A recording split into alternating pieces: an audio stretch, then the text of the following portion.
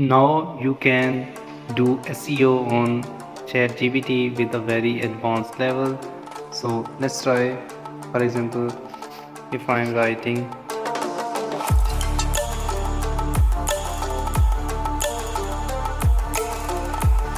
and tap on forward, you can see ChatGPT is write a video description for YouTube video. That is a very advanced level. So now if you ask ChatGPT to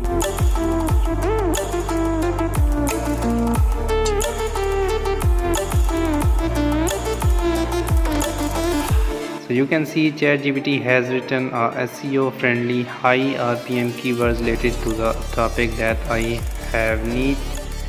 So you can also write ChatGPT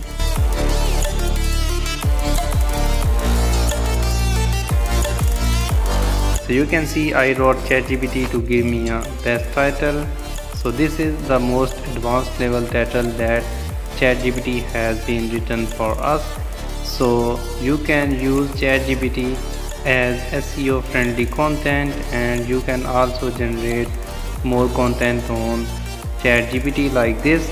So if you like this video, please like, subscribe and ask me anything in the comment section. Thanks for watching.